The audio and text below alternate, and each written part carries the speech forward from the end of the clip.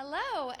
Hello to Salem United Methodist. As you know, I'm your pastor, Reverend Emily Hart, and today we are doing something very exciting. We are interviewing Quinn Anderson, who just joined our church a couple minutes ago. So if you haven't seen that service, go ahead and check that out. But otherwise, I thought it would be cool to let you all get to know Quinn a little bit. So Quinn, who are you? A lot of people have been asking that question. Oh, my. My full name is Henry Quinn Anderson. Really? Okay. Not too many people know that. Now all of the whole world knows it. Who am I? I'm a retired federal employee, now engaged as a contractor. I'm a husband, and I'm a father, and I'm a grandfather as of 2 years ago, and I was happy to see my grandchild here to see this confirmation. Yeah. We just had Hannah here helping us with the new membership vows, so. I'm also a member of the Brookeville community, and have been for 20 years, living nearby on the same property that my wife grew up on. Very cool. So is that what brought you to Salem United Methodist, or did something else bring you here? Because you've been around. Yes. Yes. I've been attending church off and on for several years since we moved here, in large part due to my friend Don Ryder, who was my sponsor today. What drew me to the church, it reminded me of my childhood. The old style church with the stained glass windows and in a small community, and that was a big attraction. Another attraction was a new era in the church with your beginning as our new pastor, and so I just decided it was time to make a full commitment. Well, it's been wonderful getting to know you a little bit. We did a new member class that was 4 weeks long with potential members and sponsors, and it's been an absolute joy getting to know you. So what Mutually. Are you, usually, no. I said mutually. Oh, mutually. Mutually. Mutually, thank you. Yes, we had a small class.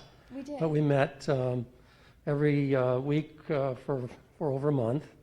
And it was very good. It was met some new people, and it was personal. We talked in depth about our feelings and where we stood and where we were headed and so forth, and learned a lot about the church. Yeah, it was a lot of fun putting the class together and trying to think about what would be things that would provoke questions from us. It was provocative. Yes. I like to have provocative questions, yeah. But in the process, we became very close, I think. Yeah, yeah. So what are you looking forward to as a member of a church? I'm looking forward to getting involved, participating in all of the things that the church does and offers to us. Getting to know the community better, and playing a bigger role in the community, I hope, through the church. That's sort of my objective. Yeah, I remember you said something about the way that churches can be helpful to communities is very unique. And so I think you said you were looking forward to digging into that and seeing what that looks like. I'm hoping that the churches. Maybe I jumped to. Well, it's my hope that the churches will play a bigger role in the communities. It seems to me that that's been lacking over the course of the few decades, and that it was so in earlier times, and much needed today. And I'm hoping that the church will, in some ways, make a resurgence. Yeah. In that regard. Yeah, there have been a lot of different trends in what church engagements with communities look like. And it can be hard to reimagine and reevaluate the new needs that pop up and respond to them. So It's good to be ever dreaming. Right. Yeah. There's a great need today for more of that.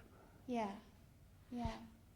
So I was going to ask you if there's anything you're nervous about in becoming a church member. I'm not really nervous. I'm excited, Mm-hmm. looking forward to it. But I wouldn't say I was nervous. Nervous, I suppose, and I want to be accepted. Mm-hmm. But I'm mostly excited about it. I'm excited too. Yeah, and I've heard that this is one of the most accepting churches that many of the people here have ever experienced. And so I've heard story after story of feeling unaccepted, and then they came here. So I've also heard those stories, and yeah. I must say it played a part in my decision to get involved. Cool. So I just have two more questions. Where do you see God at work here and in your life? Well, where do I see God? I'm hoping that I will learn more about my faith and take advantage of opportunities to do so in the church through study groups or whatever. And so that I'm hoping it can bring additional peace to my life and a sense of duty and responsibility to my life through God and through the church.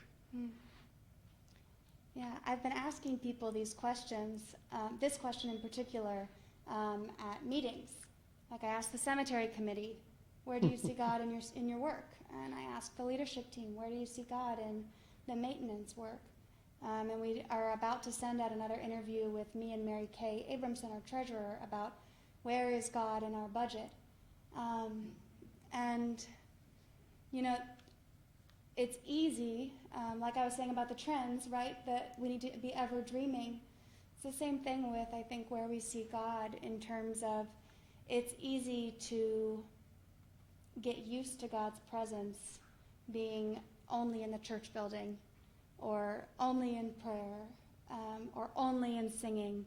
So what happens when we allow our lives and our hearts to be, and this isn't part of the interview, I'm just thinking now, but what happens when we allow our lives and our hearts to be open to God's presence being in the mundane? And of course that comes from our relationship with God from these other things in the sacred moments.